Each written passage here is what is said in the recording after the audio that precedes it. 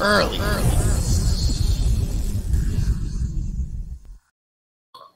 Yo. What's good, y'all? What it do, folks? Another episode. What it do? Another early, episode. You know what I'm saying? We ain't here real early. You know, it's 34? Episode 34, yeah. Okay, man. It's a vibe. It's a vibe, man. How you doing this morning, man? I'm solid. That's good, man. Man, we got the crank going. Yeah, we got the cranks going. Yeah, we got a special guest today. Yeah. You know what I'm saying? Mr. Kojo Mienza. You know? Can we get the little camera? Yeah, I got you. Hold on one second. We trying to get the camera situated. You know what I'm saying? Give us a moment, y'all. But yeah, man, another Friday. Everything warming up a little bit. You know, it's good. We're going to talk a little bit about what we see going on in the playoffs and whatnot. These are the developments. Western Conference Final, Eastern Conference Finals. See the dub yesterday. You know what I'm saying? It was really great to see Paul George, you know, start to step up on a consistent basis, you know, 27-16. Yeah, and I like to see Reggie doing his thing as well too. That's good. Yeah, because something about going to Detroit, players fall off the map. I feel like they lose their love of ball, and then because I remember Reggie Jackson being a very tough player, and he just became irrelevant. Now he's doing his thing. He became like a regular guy. Very, very regular though. Yeah. So he's doing his thing, held it down. So they got the dub. And now if Kawhi, because I believe if he can come back in the series, I believe they're winning that. But if not, then Chris Paul or CP3 gonna come back, and I would have the Suns winning if Kawhi not coming back. But that should be an interesting series. So that's tied 1-1. Then what in the East? Man, Trey. That boy Trey Young, bro. He's a problem. Man. That nigga's a problem. That's really, bro. There's no even doubt, bro. Like, he gets to his spots. He gets whatever he wants on the basketball court. And it's so crazy because the whole defense has to react to how he moves. It's not like a one-on-one type of matchup, Yeah. If you come up, like if he drives to the lane and he comes up, now you have to step up on him and try to stop that. But now he has players like Capella or, you know what I'm saying? Just throw it up. And I forgot his other team. John Collins.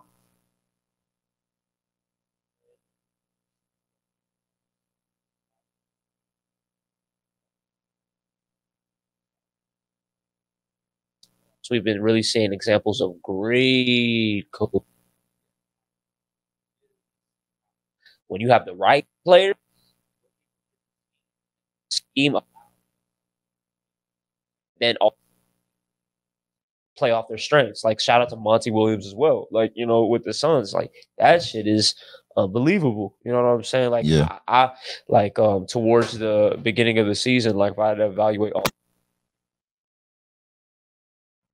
at all. You know what I'm saying? Neither was I looking at the Hawks, and they have a real solid chance of actually going to the finals. Yeah. Ben Simmons is out of there after this season. That shit's crazy. So that's the right. And he's ever from this ever. Yeah, mentally, right? Yeah. It's like he got the whole toolbox, bro. But it's crazy because it's kind of been revealed he's not really the type of dude that works on his game in the offseason. So, that's telling because you have a lot of players now that coming into the league really trailblazing. You can't do that. Yeah, nobody got a problem. I'm saying you can't not be working on your game, and you're one of the top players in the NBA. 100%. Because in a league where we have niggas like LeBron, who you know what I'm saying, you're the best, but just because you're the best, you don't. You know what I'm saying? You don't put the work in. You remember when we were at the draft 2017 and we seen best? Yeah, we see. These are our future, and it's so crazy how shit changes, over time. Big facts. Big facts. Camera situation. Yeah. Okay. I'm just trying to make sure everything is solid. So I'm just trying to make sure everything's straight. What up, Sean Porter? Yeah, you know what I'm saying? Straight a gang. That's a fact. Appreciate y'all bearing with us. We're gonna get this right. But I've really been enjoying these NBA playoffs. There's been some crazy games. Atlanta is, bro, I don't know what it is. I mean, obviously they're the truth, right? I'm not trying to downcredit that at all, but like there has been something that I've noticed with a team, Milwaukee for sure. Milwaukee, it's like they let up games, bro. Like they I don't know how many times they've been a game stolen from them on their home court, or lost the game that they should have won. Right. I don't know. I've been noticing that all playoffs long. Like they're lasting through these series, but they're dropping games that they shouldn't be dropping. Yeah. And Atlanta is winning games that you wouldn't think that they would win. You know what I'm saying? They're going into motherfuckers' home courts. Yeah. And you know what I'm saying? And Trae Young is going nuts, or John Collins is going nuts. You know what I'm saying? 100%. It's like, I mean, if you look at the matchups, I mean, the Bucks should win this series. They should win. But every joint that the Hawks were in, they should, quote unquote, should have lost that series. You know what I'm saying? It's just like, I just don't feel like all the pieces are firing at the same time, and that's what their problem is, right?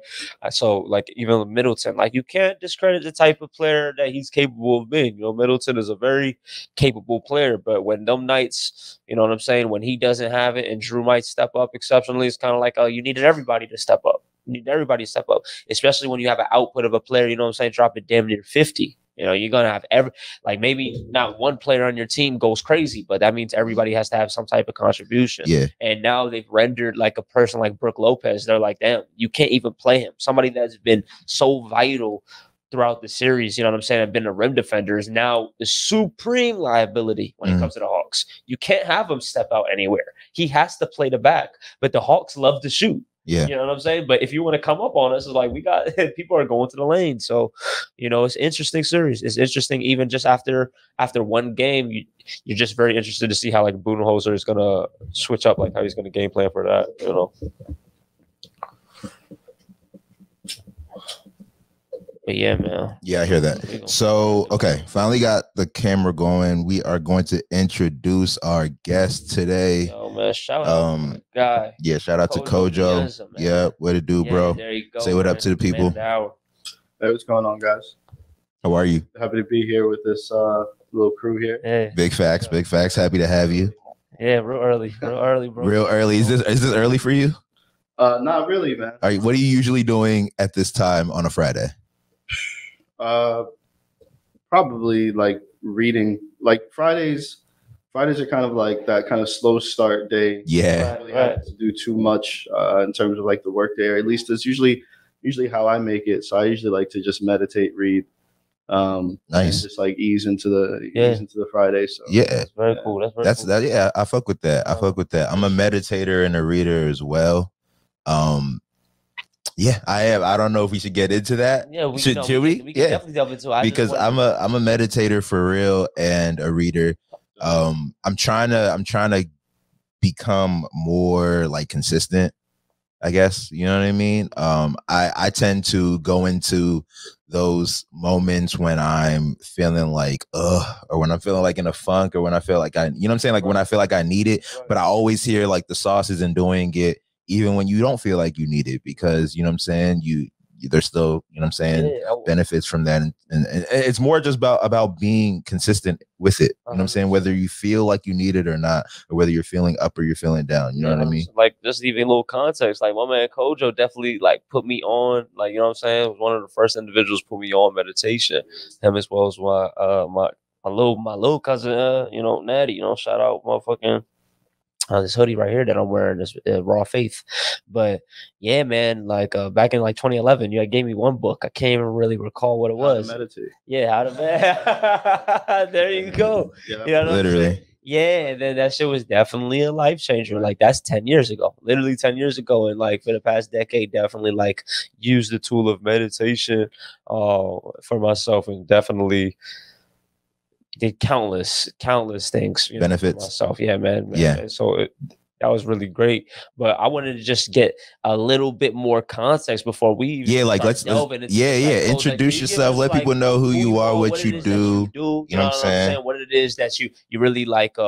You really like in terms of what you do professionally, and what it is, you know what I'm saying, with the time that you also have to yourself that you like to delve into yourselves, because I view you as a very diverse individual. So just get a little bit into that. So I'm a cybersecurity professional. Okay. I'm also an investor and an entrepreneur. Okay. So, in cybersecurity right now, what I'm doing is I'm working with Microsoft. So I do research for them. A lot of it is around ransomware. So the research I do is on like specific threat actor groups and the methods that they use and such. And we do some real cool James Bond type stuff. Really? Yeah, I've always wondered what that shit has looks like in the real world, like in real life. You know what I mean? Crazy, man. Like, like the thing is like I can't like film it or anything. Yeah, you can't really. So I can't be like, okay, look how crazy, look how cool this stuff is, guys. Look at my life. You know what I mean? I can't do that. Yeah. But, like I can talk about it at a high level. So essentially, we do research on threat actor groups, the methods that they use, their malware, all their infrastructure and what they're doing, and we basically try to disrupt certain groups. The cool thing is, it's a super flexible company, so they let me work on what I want to work on. So like the groups I'm going after right now are like the ransomware groups that have been like hacking hospitals. So I remember like when I first heard about ransomware, and just to briefly, explain what ransomware is. It's basically when you encrypt a network, right? Or you encrypt a series of systems, and you prevent the place from operating until they pay you a ransom. Oh yeah, I've heard of those. Okay. Yeah, right. Yeah. So like it's like I was like, wow, these dudes are hitting hospitals, like that's real savage, like. And like, that's how you, but you know they need their, you know what I'm saying? It's life, it's literally life or death. No, it's literally life or death. Like, like you go to a hospital, the doctor has to access your medical records. Yeah. To figure out like what they can and cannot do with you. And yeah. What history is, right? So it's like if those medical records are encrypted at the time, the doctor can't do much to help you. So that's one. Yeah. And we do some real interesting stuff, man. It gets real. It gets real James Bond. Like the guy I work with on my team is like an ex defense intelligence dude who like's done some crazy stuff in like Korea. Yeah, that sounds crazy. Is there a movie? Like, are you coming out with a movie? Like, it's some real. Like he used to do the real like on the ground physically James Bond stuff. I'm behind him. Yeah. Right. Like I never, they're never gonna see me, right? But so that's. But you're contributing to like him being able to do what he does. You know what I'm saying? Right. Yeah. So like, I can't remember the character in James Bond that like be communicating with him when he's on his missions and shit like that. You know what I'm saying? Interesting. I would say my role would be like, like you ever see spy movies. Yeah. And you have, I mean, we never go anywhere. So like he doesn't go anywhere physically anymore. Okay. Back in his, but yeah, like he would be like the lead. He's been at Microsoft for like 8 to 10 years or something. Okay. I just got there like 6 months ago. Okay. Right. So like, basically we just work together to do the investigations and such. Right. But I think it's also interesting that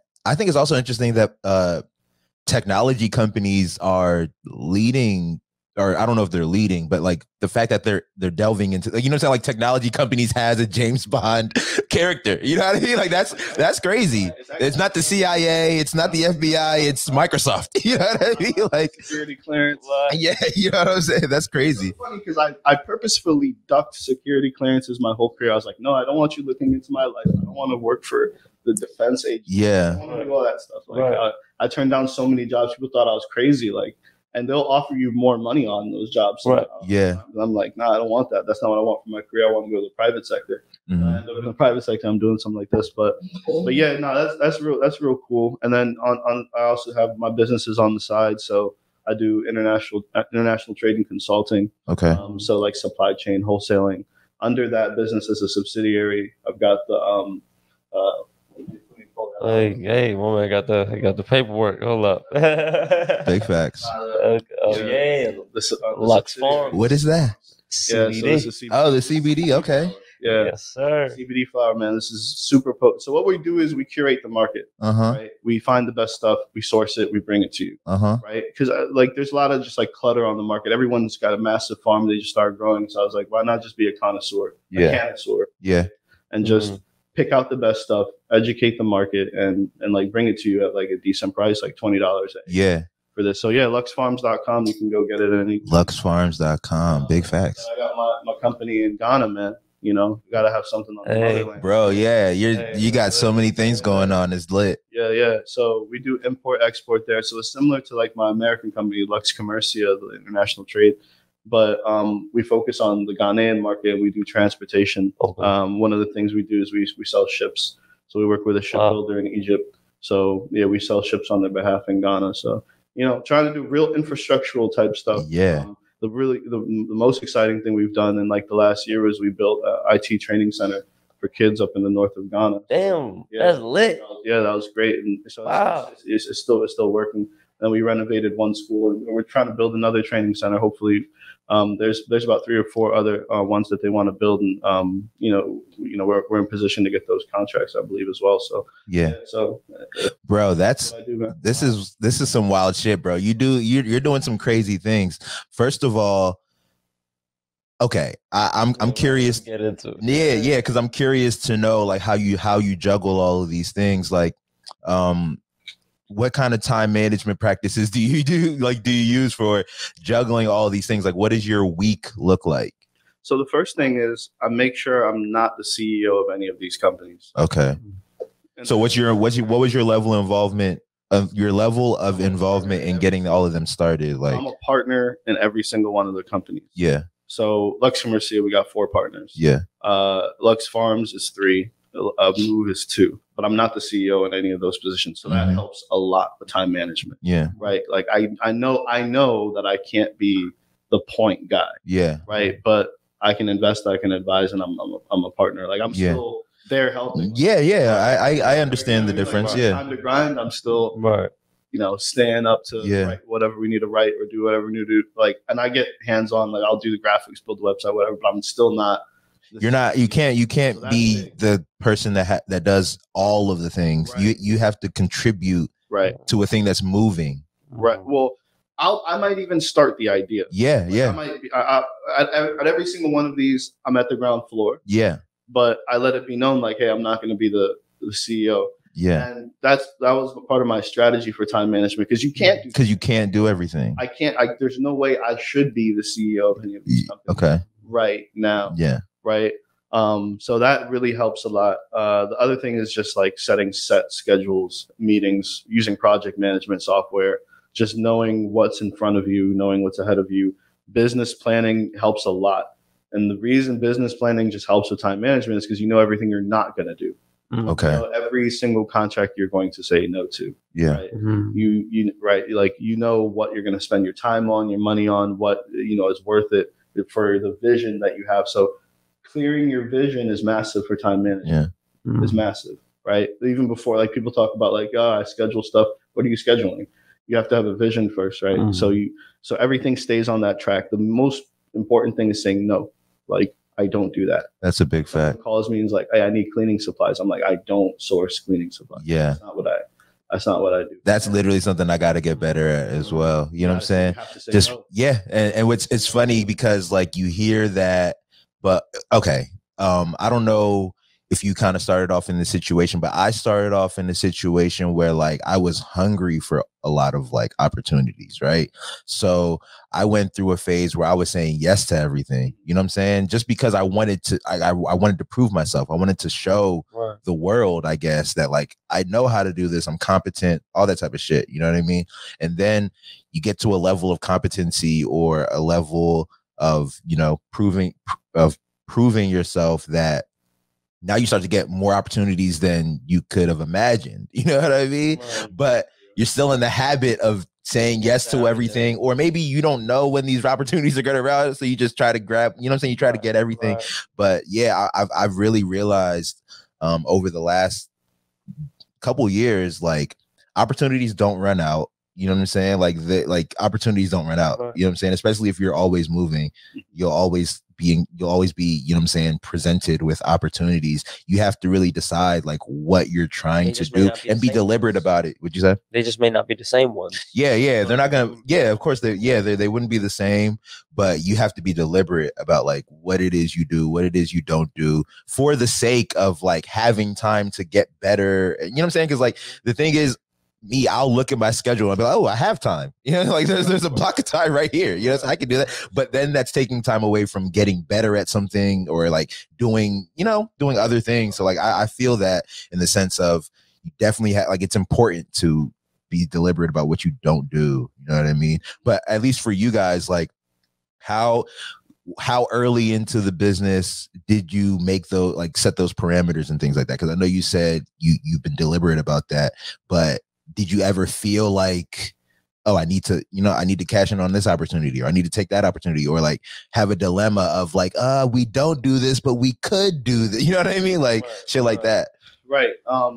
So it's definitely different for the different companies. With Lux Farms is just like right from day one, it was like, here's the business plan. We're not doing anything outside of that. Here's the track. Right. With Move, it was essentially like that with a little bit more flexibility. I would say the time where we tried to do way too many things, and then we had to come back and say, okay, we're only focusing on 4 verticals now, was Lux Commercia. Like a lot of the people were just like, they wanted to get money. And it's like, in trade, you see these massive contracts in trade. Like you can be sitting across from, billion-dollar contracts, multi-$100 million contracts. And it's like, okay, you're getting 1, 2 to 5 points on something like that. And it makes you just crazy and work for all of them. But what you realize is, number one, when you're small, those contracts are extremely difficult to close on because of the way that the purchasing procedures and all of that work. You essentially need a certain financial base to really go for those big contracts. Usually, why is that? If you can fulfill that service. So international trade, like on the really big deals, most of it works through letter of credit financing.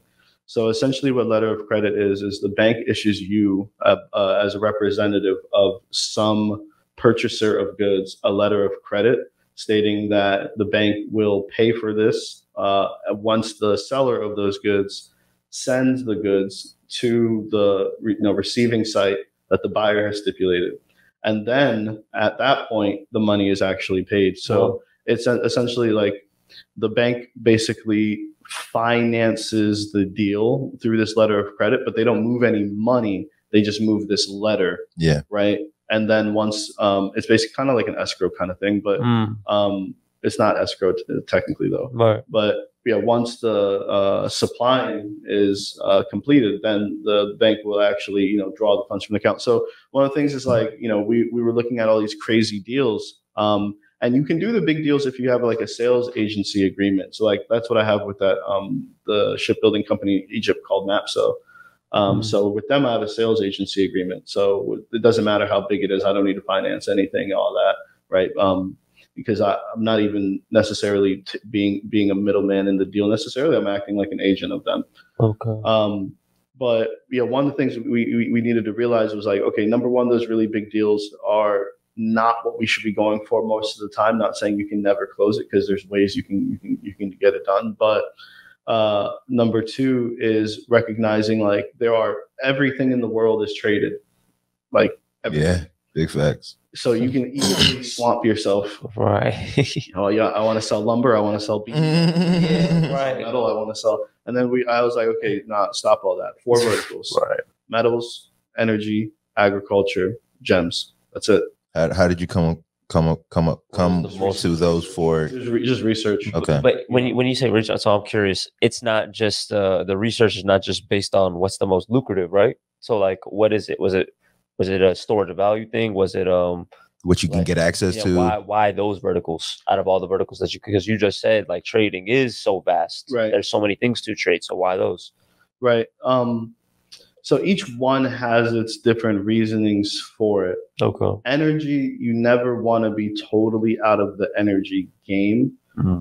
First, we had some good connection there. We had some footholds in there. Like I was telling you, we have like one person out of Nigeria that we source oil from, right? Right. That game, the oil market is the biggest out of all the commodities markets. So getting a slice in there, even on a low level, on like there's a lot of different contracts. It's not always you have to sell oil. Right. You can do a contract to like sell vehicles that move oil, or a contract for the transportation, right, or whatnot, or it can just right. There's a lot of different things. Right. Agriculture.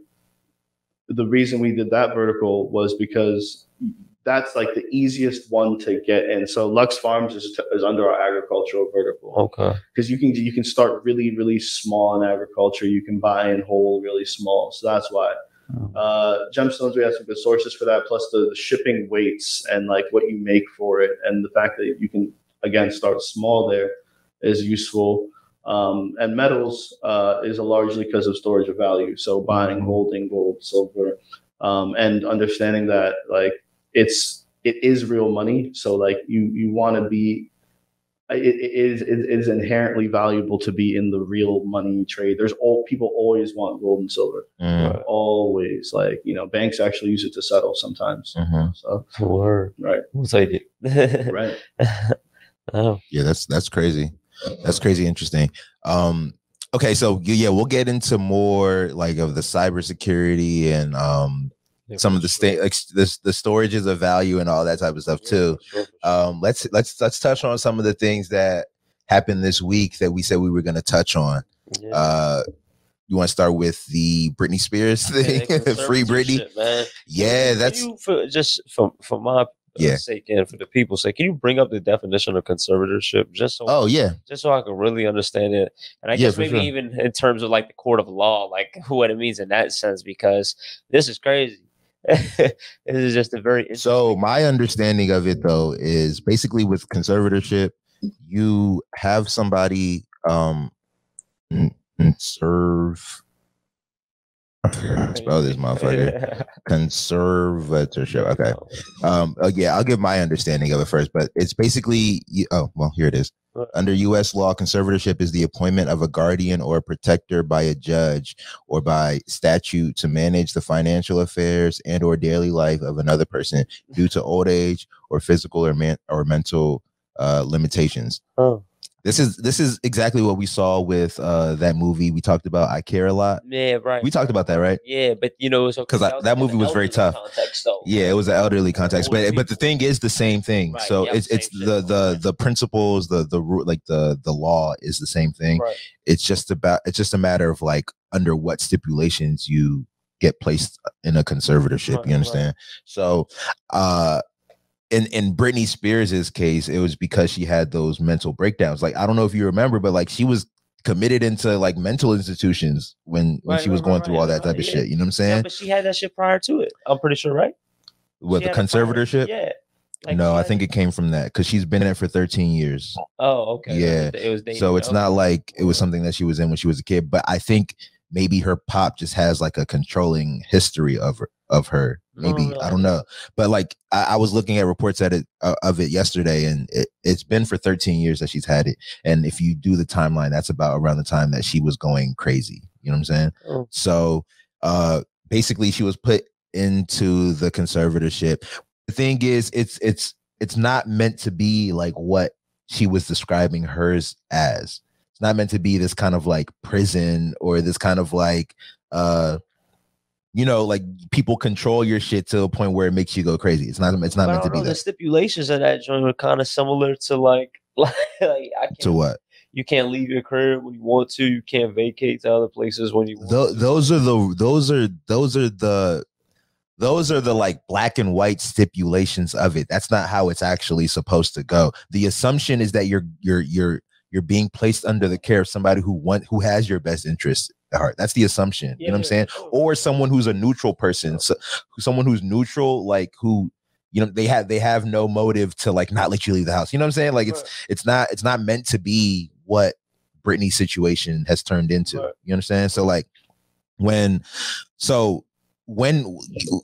basically like when a court appoints you to have some kind of conservatorship, they're basically just saying that like, oh, you're actually not fit to make these decisions yourself. It's crazy. I was just watching something on John Oliver that happened this week where he was basically saying something about there's this like thing going on where the government will pay. They tell you that they'll pay for you to put solar panels on your roof, right? Mm-hmm. And when I say that they'll pay for you, what the story was about was people can get their roof replaced with solar panels if they take out a loan that gets repaid by the savings from the solar panels.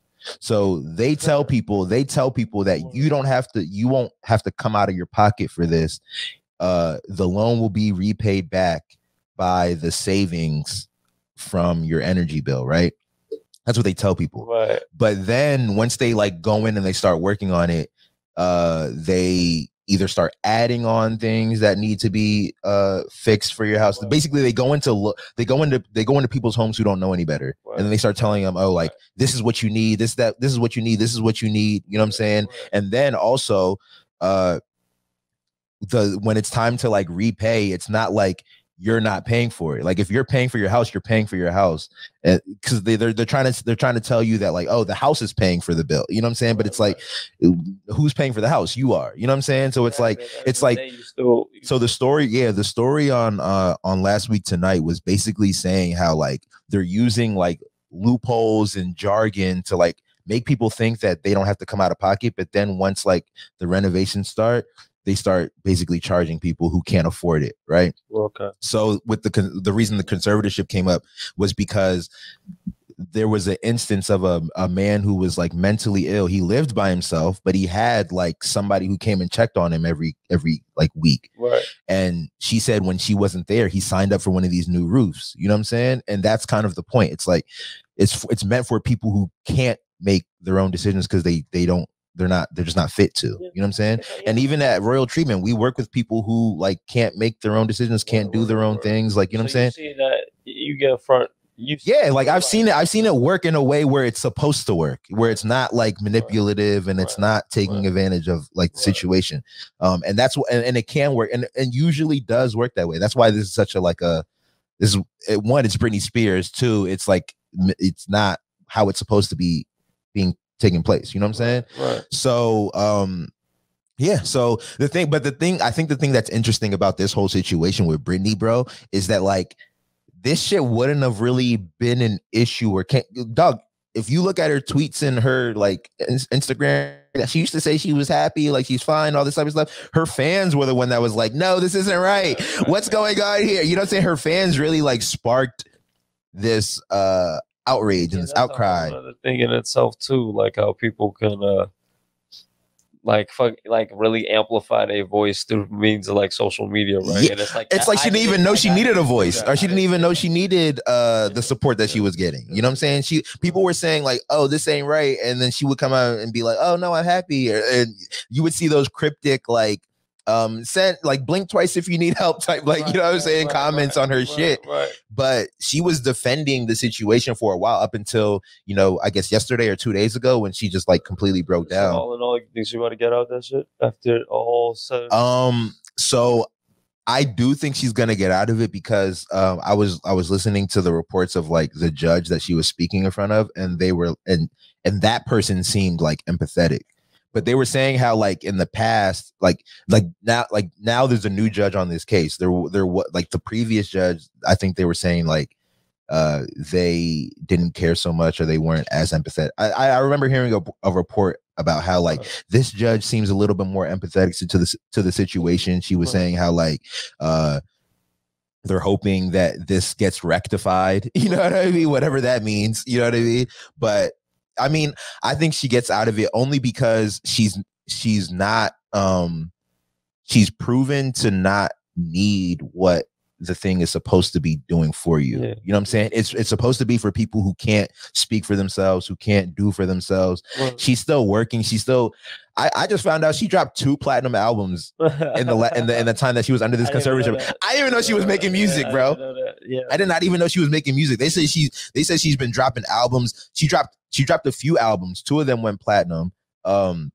She's been fucking doing like shows in Vegas. Like, she's been working. You know what I'm saying? She's been working her ass off. And apparently she's like paying for all of these people to make these decisions for her. There you go. And you know, she's fit to do whatever the fuck she wants. You know what I'm saying? And from the outside looking in, you don't really know what's up, maybe. From the outside looking in, you don't really know what's up. That's true. But and honestly, I feel like this has been in the Twitter sphere that otherwise it wouldn't have been on my radar like that. But I do think it's interesting because one, we talk about that movie I Care a lot, or at least I do, because it's such an interesting, that was such a good movie. We delved into it in a prior show. We had delved into it, I think on accident too. We didn't even plan to, but like that's why it's interesting to me. It's like, okay, this is happening, like the movie's happening in real life, but with somebody who's not even old, like, you know what I'm saying?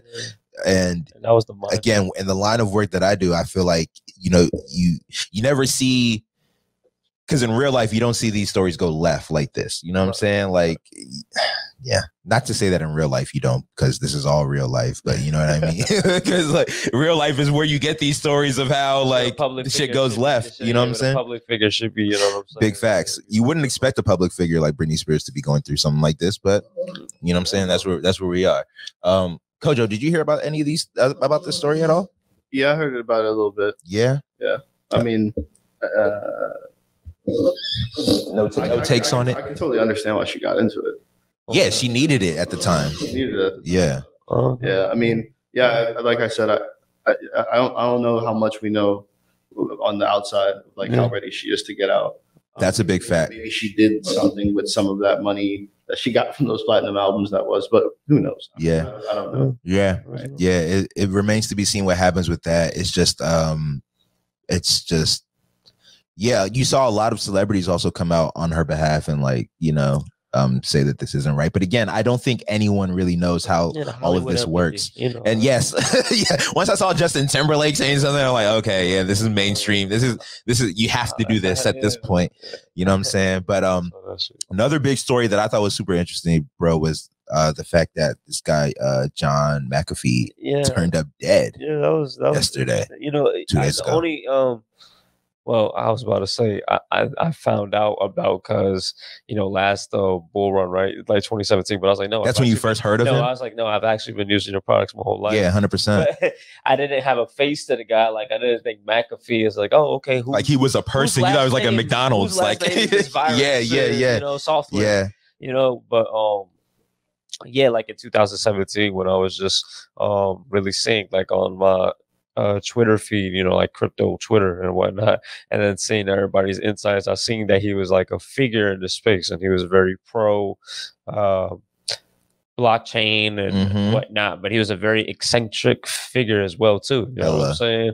And so I just knew him for that. Didn't really like go too much into him. He would always shill select coins. I remember he was shilling a Verge coin, XVG, a privacy coin. In specific and like a bunch of other shit. But yeah, that's all I thought of it. And then I seen in this week's feed, like he passed away. They found him dead in a Spanish cell. Spanish prison cell, and he had hung himself. Okay, so that's what because he was found hung. Suicidal connotations, but I didn't know that's what it was. His lawyer said it was a suicide in the sense that he had hung himself. Word. So there's no questions about it. Well, there's not no question. That's how Epstein was found hung. Yeah, right. You know what I'm saying? It's the same. You know, people are literally saying this is the same thing. But this is the thing though. Either way, because I'll be like, okay, sure, we can go down a path of oh, but he probably didn't do it. The conspiracy theories, like sure, like, and I'm not even about to like rule some shit like that out. But you know, Edward Snowden had made a comment on this issue, and then it made me think about it another way. And I was like, yo, this is also an interesting point as well. He was like, you know, like basically just saying, in essence, be weary of when individuals would rather kill themselves than go to back to the country that is like extraditing them and have to face whatever it is that the punishment is. So I was like, oh, you know, that might be interesting. I'm like, I'm sure there'd be many people that would probably look at their like the consequences that they may be facing and be like, you know what, bro, I'd rather just not go through that at all, not experience that. You know, I don't know. You know, but it's I don't know. It's very. It's funny. I used to be scared of death until I started looking at it in that kind of way, in the sense of like, bro, like life is very hard. Like life is very difficult. Like I love it. Don't get me wrong. I enjoy it. But it's hard. It's difficult, and it becomes taxing and stuff like that. So it's like whenever my time is, I'm not tripping. Like I'm just not. You know what I'm saying? I used to be terrified of like, no, like I need to live. You know what I mean? But now I'm just like, whatever. You know what I'm saying? But trust me, like people like a Snowden, like he would know. Like they want. Yeah, you probably come close to it. You probably come because like a nigga like John McAfee, he's been on the run. Like he was a fugitive for a long time. You know what I'm saying? Like literally, bro. Like Snowden, this him. Like, but but Snowden. Listen. I'm not. This isn't a comparison between Snowden. Snowden has done his thing and all that. So this is more of like a eulogy for John McAfee. And I'm just, and I'm not You know what I'm just saying? I'm just saying. I'm more 100%. talking about like what I know about John McAfee is like he's lived a fucking life, bro. Like he's lived a 100%. life. Yeah. This man has basically pioneered the whole internet security thing, right? Sure. That's what he did first, right? Built a crazy fortune, and then this man, like he was so eccentric. Like he got what he get it like. So I'm not too. Yeah. What he get into? Yeah, let me let you know, at least as far as like what I know, because I've watched documentaries on this dude over like even before this happened, just because like I stumbled across his story. I was like, damn, this is fucking crazy. Okay. But like he basically got pushed out of McAfee, the company, because like he was turning it into like a crazy kind of like sex romp type of like, you know, it's like literally, I don't know if you ever saw the National Lampoon movie, but like there's a movie about how National Lampoon became about, and it's like that, like, you know what I'm saying, just like crazy, everybody having sex with everybody, you know what I'm saying, like orgies going on in the office. Like he was running a crazy like company, even though it was pioneering the internet security space. But basically he was run out of that. Like they you know what I'm saying, voted to have him removed from whatever position he was in. But and then he moved to, I think he was wanted for something, but then like moved to another country. He ended up marrying a shorty who like he first was dealing with as a sex worker, as a prostitute. Like he had hired her to be a prostitute, and then ended up like marrying the shorty. He had fled another country when he was suspected of murdering. He was being questioned for a murder that happened next door. I don't know what, like, and I don't know if like he did it or not, but once he was questioned, he like fled. You know what I'm saying? He fled that country. I can't remember what country it was, but bro, like he's been crazy. I remember seeing a documentary on Vice where like they were looking for him, and they were. This was when he was in the middle of like fleeing the U.S. the first time. It was like what, like 3 years ago? No. This was like 10. This was like 10, 15 years ago. This is a long time, long time ago. Oh shit.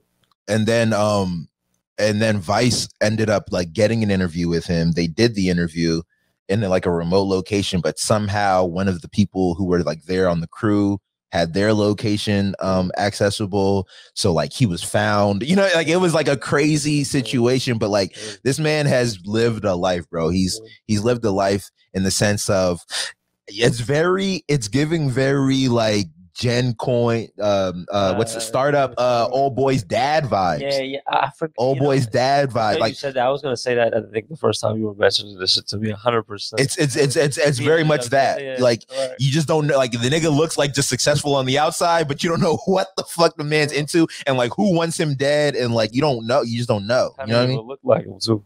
No, yeah, he do kind of look like him. But it was definitely that kind of vibes. Yeah, go ahead. McAfee, man? Yeah, he's definitely a legend in the space. Like legend, right? Yeah, legend. Like he pioneered a lot of techniques in AV detection. So I mean, he's definitely an extremely intelligent dude. And like still to this day, McAfee is like they have an entire like corporate like enterprise level security package that like, covers like every level of they're the standard as far as like right like in terms of like one company that can pretty much deploy from like the top to your bottom of the network, from like your system level to like your network level, and like in between and different things, like even on your email server. So like but like the thing I say about McAfee is like some people have computational intelligence, but they lack wisdom. Yes, that's bro. That's absolutely right. Yeah. Go ahead. So like, you know, like especially like he tried to run for president. Remember, he did try to run for president in 2016. And like it was like, you are intelligent. You founded one of the biggest cybersecurity companies ever, but what you're pushing as what you believe is the solution to society is inherently unwise. You can't see it because you're so deep in your vices. That man was so knee deep in his vices, he couldn't see straight. Yeah. Like, why do you think he ran for libertarian candidate, right? Like no other party, right? he thought he was embracing some sort of ideal where it's just like, yeah, do whatever you want and everything works out fine. No, that's how you did it. But also he's lived a crazy life. Like that's not how people become successful. No. You can do that because you have millions and millions of dollars. You can act this way. Yeah. But you can't tell a society to behave like you. Yeah. Look at your look at your life. That's exactly what I was. Yeah, that's close to what I was saying. That point that you just made about like because you have X amount of dollars, like you're literally just living a different life. That's what I was saying with you yesterday, where it's like that's where I don't think Edward Snowden and John McAfee compare in the sense of Snowden doesn't have the fortune that like McAfee does. You know what I'm saying? Snowden is wise. You said what? Snowden is wise. Snowden is wise. He's very he's intelligent and he's like wise. Whereas like McAfee, you explained it exactly right. He has computational intelligence. Like you put him in front of a computer, he's probably the smartest person in the room. You know what I'm saying? But like as far as like interacting with other people and like just societal, like it don't always transfer over. And sometimes you see like those people are the most awkward, you know what I'm saying, as far as like a human to human interaction type of thing, you know what I'm saying? And I think that's kind of where his thing is. Like he's a smart guy, you know what I'm saying, but like he's so outlandish, bro. Like he's so outlandish, you know what I'm saying? So I think that's super interesting. I think that's super interesting. Do you have any like more thoughts on that? Either of y'all? Nah, man. I mean, hey, man, rest in peace. Yeah, definitely. Rest in peace for that's a big fact. I think it's kind of unfortunate. I don't know. Every time I hear news of somebody dying, I'm just like, it just makes me think like this life is very fragile, man. I mean, this life is very fragile. But it's a constant, you know, just kind of like how you said originally, like, you know, it's gonna happen. So, you know, you try to just be purposeful. Yeah, big facts. It's gonna happen. So you just try to be purposeful. Let's take a little commercial break before we come back and, you know what I'm saying, get into some of the final topics of the show. What's goody, everybody? This is Bruke and you are now tuned into Early, the morning podcast, where we talk about a multitude of different topics, where you're bound to hear something that's of interest to you as well. So if you're watching this on YouTube, go ahead and subscribe to ItsNation TV. If you're catching this on Facebook, go ahead and go ahead and comment, engage with us, and you can go ahead and follow me at Bruke and you can follow my Brody Mek at ItsNation.com. Y'all know I make a lot of podcasts, and every podcast needs a website. Literally, I've tried to put all of my podcasts on one website, ItsNation TV, but I've definitely gotten to a point where I've realized that in order for each podcast to grow individually on its own, each podcast needs its own website. And the easiest way to make a website for your podcast is on podpage.com. Like, literally, it's the easiest way to make a website for your podcast. Like, dog, I'll do it right now. Like, literally, all you got to do is go to podpage.com. You know what I'm saying? If you got your podcast on Apple Podcasts, you literally type the name of your podcast in. You know what I'm saying? You type in the email for your account and boom, it literally, dog, I don't know how it does it. It's magic. It literally pulls up a bunch of different website templates from your podcast. And that's not even the crazy part. What's crazy is all of this is free. They got different tiers. They got a pro tier. They got a basic tier. Then they got the free tier. You know what I'm saying? The pro tier is definitely the way to go if you're taking your podcast seriously. But like with all of the tools that podpage.com gives you, it's well worth the bread, that it is. Check the link in the description to get started with podpage.com. It's literally going to be the best thing you've done for your podcast.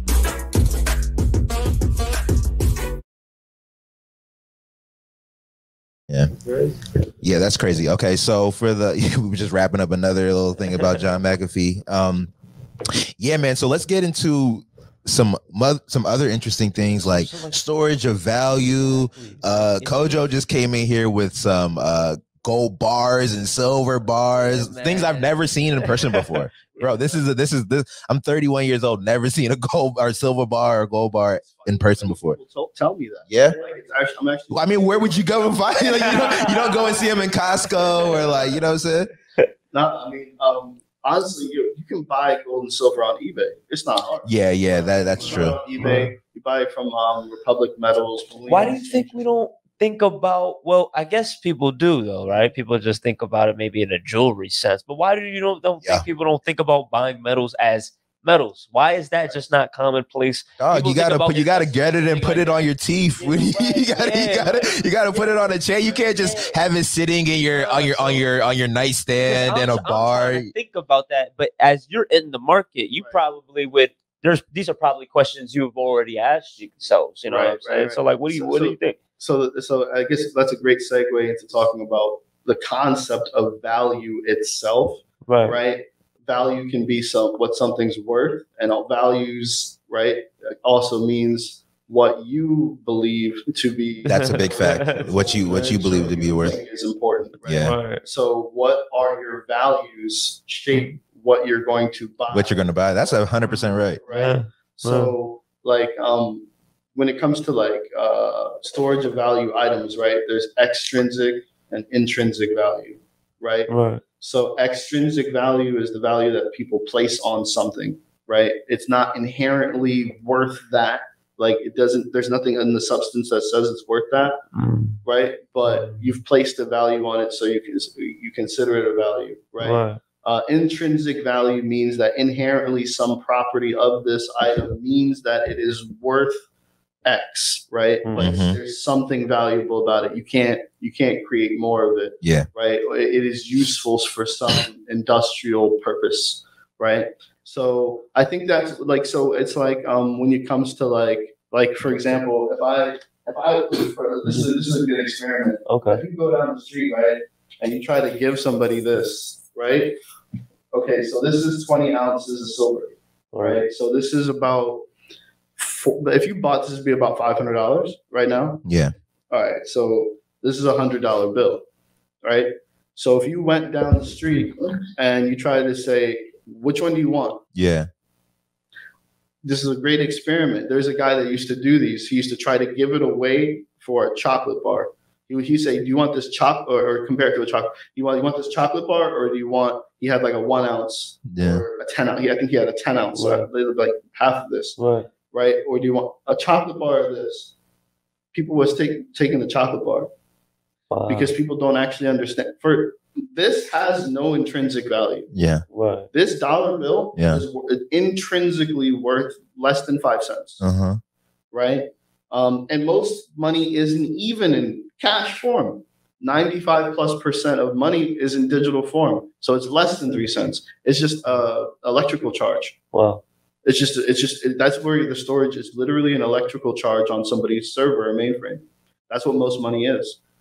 They would take that over this that actually has intrinsic value because no human being can create this. When you say it's an electrical charge, what do you mean by that? So like what? You save something on a computer, right? Essentially, just bits and bytes. It's just an electrical. It's essentially just an electrical charge. Yeah. On a transistor. Saying that this part of the board is on versus this part is off. Okay. That's what saving stuff is. Yeah. On your computer. All your money is. Okay. Your money is just an electrical charge. It's just so it's actually not money technically. The U.S. dollar is just currency. It's something to like give back and forth between different people. Like current. Yeah. Yeah. It's like energy, like transferring that. It's just energy. So we're just moving electrical charges and energy. This is actually that's the money from the earth. No one created this. It was created by God, or if you believe things were created randomly. I don't think. Yeah. I think there's a lot of design and complexity. So this, no one has ever will create or can create. This is some gold. Same thing, right? This is about this is like only like $60 worth of gold, right? So you can start small with something like this. Why don't people do this? Because we're not taught these things in school. Yeah, 100%. Like it depends on what you're told to value by the people who shaped your values, unless you go out and get new values on your own. That's 100%. And 100%. I think we have to, especially in this new information age, if you're not getting new values that you didn't get pre-information age, you're slipping. You're not thinking properly. So yeah, I think that's what it really comes down to, is really understanding that. Yeah, and the value of that. Yeah, I say a lot that in my adulthood, like the most learning that I've been doing a lot of learning, but it's also having to come with like a lot of unlearning shit that like I was taught up until I realized I should be, you know what I'm saying? Up until I like had whatever epiphany at like 23, 24 years old. Like, so now I'm spending most of the time just realizing like, oh, like something that I was taught up until I was like 18 years old or 21 years old is just not what it is, or not what it is for me. You know what I mean? Because I do think something that's important to realize is that like the people that you learn from are teaching you their values. They're teaching you the things that like they deem to be right, wrong, whatever. You got to grow up and really find your own. You know what I'm saying? So I agree with that as far as like the learning sense. And I do think with value, it's the same thing. You know what I'm saying? Like we get taught to value other things. Like we get taught to value certain things, and then when you grow up and you realize like, oh, the people who are super wealthy or the people who are, you know, maybe what you want to emulate, they value a whole different set of things, and it sometimes seems counterintuitive. Like, and it's kind of like you saying that is really what we're saying is people put a lot of emphasis and really let extrinsic motivators and values really dictate what it is that they think they should be valued. You know what I'm saying? Like if this is what's societally being valued, or if this is the actual social currency of this is what's being talked about, or this is what's liked, and things like that, and for people to go ahead and base values off of that is like, well, that may not be over time always, you know what I'm saying? That may not always last.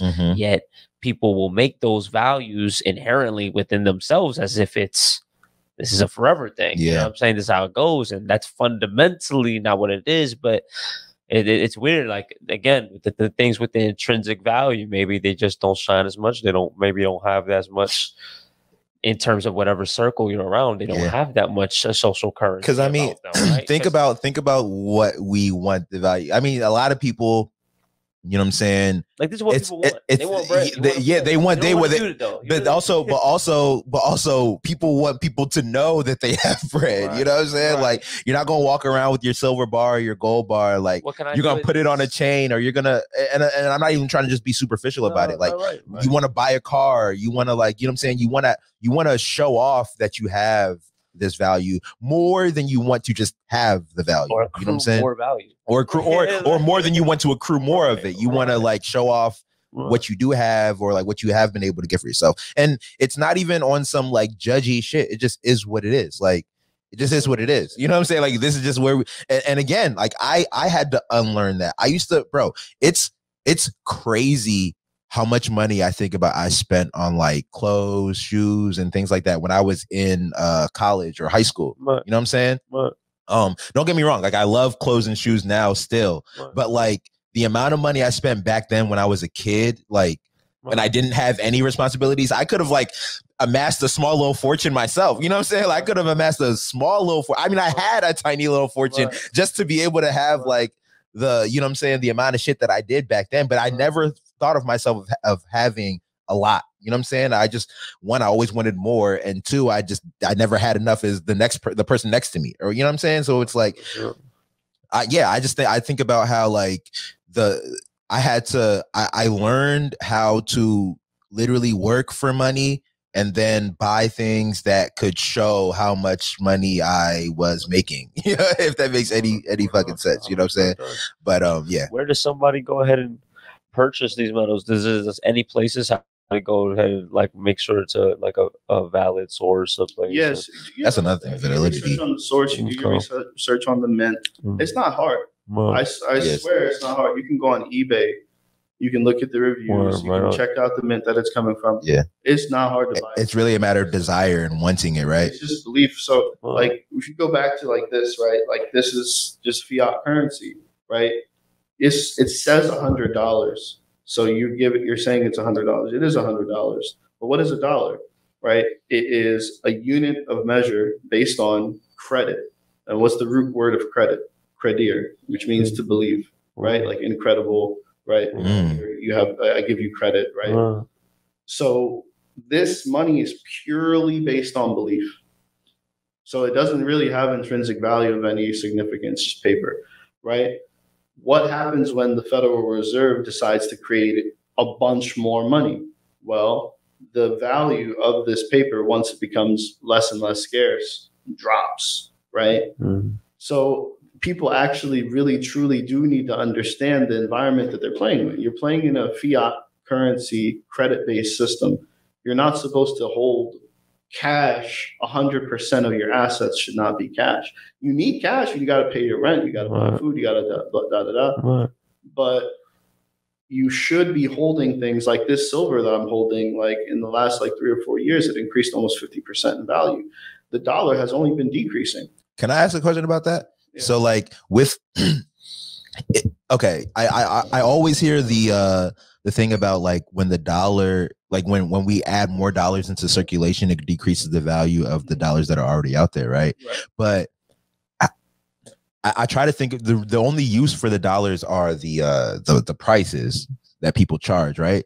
Or not the only use, but the measurement. So if this cup costs $20 and they add more dollars into the circulation, shouldn't it be that I can still pay the $20 you're not making as many cups as you are making dollars. It's proportional, right?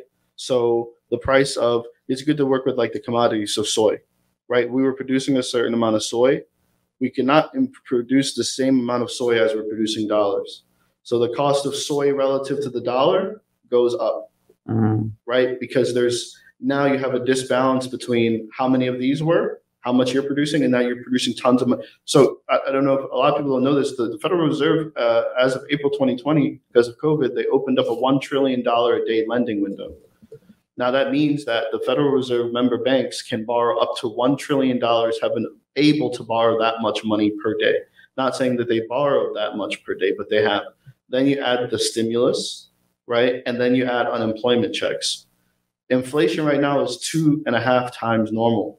Inflation right now is conservatively 5%. 2% is normal. Even normal means that it's getting 2%. Every dollars are getting 2% less valuable every single year. You talk to old people. Back in my day, I used to buy a sandwich for $0.25. Right. Now you buy a sandwich $12. Yeah, right.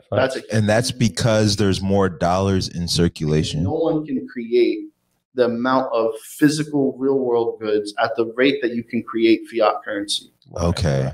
It's being typed into a computer. Yeah. 95+% is digital. So it's okay. I on my computer, I say I have $90 million. You know what I'm saying? It's on my computer. I don't know. I feel like there's. If the U.S. government collapses, your money's worth nothing. Okay. So back. This is based on the credit and fate. Who's the creditor, right? So these dollars are loaned into existence. Yeah. Right. They're loaned from the Federal Reserve Bank to the U.S. government. So the U.S. government borrows this money and then gives it to us. And then gives it to you. You pay taxes. They pay back their debt. Okay. This is a strange. I'm trying to figure out, how do we make money? How are we making money? The money that we earn, right? It's not ours. Earning it. Yeah. Earning it. But the people at the Federal Reserve Bank are making it. You don't make money. You earn money. Yeah. You give value, and then somebody gives you what they perceive as value back. Yeah. Right. So you're earning something of value because you gave value. Yeah. In transaction. Yeah. Services. Right. So you have to understand the environment you're playing in. You got to understand that honestly, this system is a concoction. This isn't right. You shouldn't have fake money. Right. Up until 1971, the dollar was backed by gold. You could take $1 and exchange it for an amount of gold or silver. Was it 35? It wasn't the new plan with the Roosevelt? No, it was Richard Nixon. Oh, wow. Tricky Dick. Oh. Tricky Dick.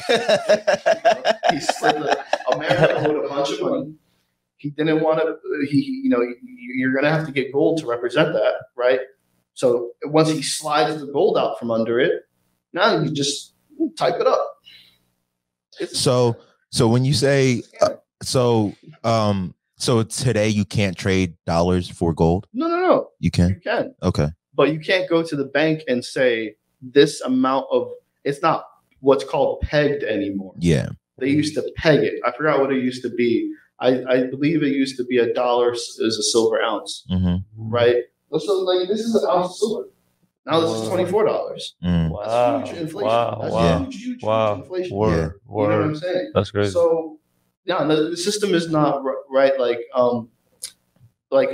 So I have a certification in Islamic finance, right? So Islam has its own financial system. And so like there's what's permissible money and impermissible money. So like the Prophet Muhammad, like he was used to, when he was teaching people, he was like, there is things that have intrinsic value and they last for a certain amount of time, they're exchangeable and they're valuable to people. You can use these as money. Things that are not, these are not permissible as money, right? And also you can't loan money on usury. So we have literally the highest combination of those two things. All of this is loaned on usury. It's in the Bible too. You're not supposed to use usury. We forgot about that as a society. We threw the Bible somewhere.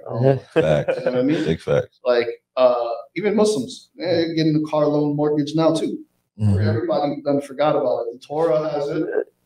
Jews aren't supposed to be doing it. You're not supposed to be borrowing money, using money. This whole thing. This is why we have these horrific boom bust cycles. Because credit, right? Usury, compound interest, time compounded interest creates a bubble, right? And here's the biggest scam out of all: you'll never create enough debt to pay back all the debt. If all of it is loaned as a loan at interest to begin with. All right. So knowing all of this, that's why I buy gold, silver, stocks, companies.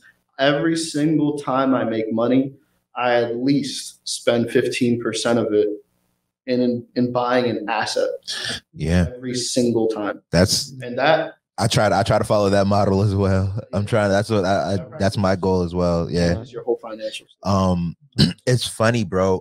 It's funny because like I've talked to Bruke a bunch about like how like that's definitely my strategy, like buying and holding assets, right? Sure. So I guess my question for you is, what are some other asset, like you're talking a lot about like the physical gold and the physical silver. What's that? A deed or something? What is certificate? Okay.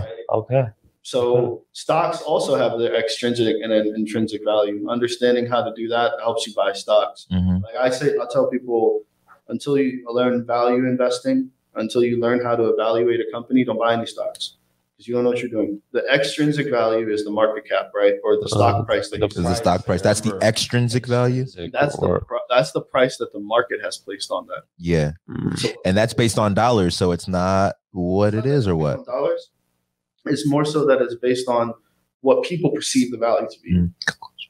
So it's based on like, people's perception of value versus the actual book, like the balance sheet, right? So the first thing I tell people look at the price to book, right?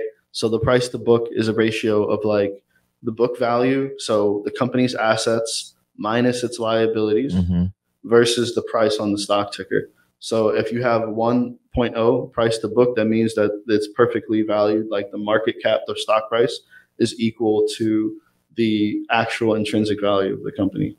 If you have 3x, that means that the market is valuing it 3 times more than the intrinsic. Some companies you can value it multiple times more, like say at Google, because they're a data company and because data has a multiple X valuation. I don't think it's necessarily scientific, but Wall Street tends to give it 25x because with data you can like do other things with that in itself. Is that what it is? Because it's hard to cap the value of data. Yeah. Because you can resell or you can do whatever. You can use it to do other things. You can use that to add on sales or something, whatever it is. But data is very, very valuable. Yeah, and especially for a company, planning your next move. Like when Google plans its next move, it's hard for them to put a foot wrong. Yeah. You know what I mean? They have all the data. Yeah. They have all the data. 100%. I understand that. But so what are some, okay, so you mentioned gold, stocks, things like that. How do you feel about like the digital, like what, like Bitcoin is like the digital gold. So like digital, like obviously cryptos, but like, I don't know, are there other kind of like digital investments outside of cryptos that maybe isn't mainstream or anything? NFTs. Oh, NFTs. Yeah. That digital art, that some of this stuff, man, like looking at some of it with Brooke, like some of this stuff is going to be timeless, man. Really? I think some of these are going to be timeless pieces. Like this is a whole, you added new dimensions. You added movement to the art. I mean, we used to just have, pictures, and the pictures would go for millions. Now you're adding animation. You can put it on a screen. It's got depth. It's got layers. Yeah, some of these pieces are going to be timeless. Seriously. Yeah. And so it's going to be dope, man. I see a lot happening in that. What else? I mean, so cryptos, there's so many different cryptos. So that's it. So I feel like that it's kind of like it's like trading on the stock market in itself. Like you're picking which ones you are betting will be worth something. Oh wait, I was going to ask you too about, okay, so when you're talking about determining the intrinsic value of a company to buy their stock, I don't know forgive me if you already mentioned this, but like, how do you go about evaluating what the intrinsic value is compared to like what the stock price is? Like if the stock price is telling you it's, for example, Coinbase, when it went public and it started being offered on the stock market, I was watching that because I'm like, okay, Coinbase, it's the leader in the crypto space. Like that's probably going to be valuable, whether it's today or tomorrow, who knows? But like I've been watching it, right? So like who's to say? I think the price when I was looking at it was like upper twos, like 300, something like that. Like who's to say? Like how do I look at that and be like, okay, that's Coinbase is way overvalued. Way over. I mean, I think what is it? The lowest it's gotten to 16 or 17x price to book. So the book value is what you got to look at, and then compare that to the stock price and the market. So market cap is just shares times stock price, right? So that's your total market cap, market capitalization. Your book value is your balance sheet. So the first is that public information? Yes, it has for publicly traded companies. Yes, you have to have your balance sheet. You have to disclose it every quarter. Where do people find people's balance sheets? Okay, so the main thing you want to look at is 10K annual reports, right? So the 10K annual report is something you have to file with the SEC every year if you're a publicly traded company. Yeah. Is this something you just Google? Like Google Coinbase's 10K? What's it called? Yeah. Nike 10K is going to Nike 10K. Okay. Nike will probably have it on their website. Yeah. Under investors. And wow. SEC usually almost always has it as well if you can't find it on the company. Okay. So yeah, and if you have a stock app like Webull is pretty cool because it put the financials right there for you, and it makes you. I like using Webull just to go through stuff real quick. And then the 10K has more than just the financials. It tells you pretty much everything about the company, like what industry is it in, what does it do, what are the products, how much does each product make, what is the revenue, what's the cash flow, all that stuff. So when you really, really want to take a long position on a company, I always say, man, read the 10K. If you don't read the 10K, at least know the financials and understand the company, understand that business. Like, don't buy stuff you don't understand. Yeah. So yeah, learning. So it's just accounting. Okay. So it's just learning how to read like an accounting statement. I actually brought another prop. Hey. Yeah. Props. Hey, love it. Yeah, shout out to the props. We're visual learners here, so you know what I'm saying? These, man, I'll tell you, man. Yeah. These 2 books. Oh man, we love the books. No, good stocks, cheap. Okay. Good stocks, cheap. Good stocks, cheap, man. Okay. Read this book. It's not too long. Yeah. It's about 300 something pages. Yeah. Take your time with it. Read 5 pages a day. Yeah. This book will teach you essentially what all the different terms on the balance sheet mean, how you should consider them. It'll even show you like different formulas of like how you should calculate this, right? So that's essentially what it is. And like Warren Buffett says, accounting is the most important business class. Yeah. learn accounting, and it helps you make business decisions. Should I rent or should I buy this? Right? That's an accounting decision. Yeah. You're either going to buy an asset, an expense, or you're going to have different expenses because you own, right? If you can track that on a balance sheet and say, okay, I'm plus or minus X because of this decision, I'm plus or minus X because of this decision I'm going to make. You know what I'm saying? Yeah. So yeah, and then this is an ancient book, man. This is old, man. The Intelligent Investor. Dude, that top off it. Yeah. Okay. I've heard that book mentioned on many a podcast. Yeah, motherfuckers be talking about the Intelligent Investor for sure. That'll lay you your groundwork, your foundation. What was your takeaways from that? What did you learn most from that? Things, just like even the basics of understanding like what you should expect in the market, like what are average returns. So he goes into a lot of like history. He even talks about like the psychology of investing. He talks about value investing. There's so many, so much in there. I would say it's like 101. It's like the 101 book you should read. Okay. Of like not outside of just value investing, but even the mentality of investing as well. Yeah. And you know that's important. how the market. Yeah, I dig that. Such like you know what I mean. Yeah, I dig that. Dog, this has been some great conversation. We're putting that in the show notes. I feel like we're gonna get into some more shit when we get off here, but we definitely gotta, you know what I'm saying, it's time to about wrap this joint up. Going on 9:30. Pleasure, Kojo. Thank you. Yeah, bro. Appreciate you for coming through, man. Let people know where they can keep up with you, follow you, things like that. Yeah, so definitely check out Lux Farms, luxfarms.com. That's luxpharms.com. Nice. So it's like farms without the switch. Yeah. Doctors. Like pharmacy, like pharmaceuticals, like farm. Yeah. Exactly. It's a play on like, you know, instead of taking these harmful, pharmaceuticals with all the side effects and all the madness, like you can take something that alleviates. It helps. Man, I'm telling you, the reason I really got into CBD and decided to do that was like it changed my life. Yeah. Like, just like, you know, doing so many things, balancing so many things, having so many things to think about. You know, on a certain level, you get stressed. 100%. Right? Helps with that. It helps you sleep. When you sleep better, you're in a better mood. So it helps you get more REM, rapid eye movement sleep, which is like the most important part of the sleep cycle for rejuvenation. It helps with inflammation and pain.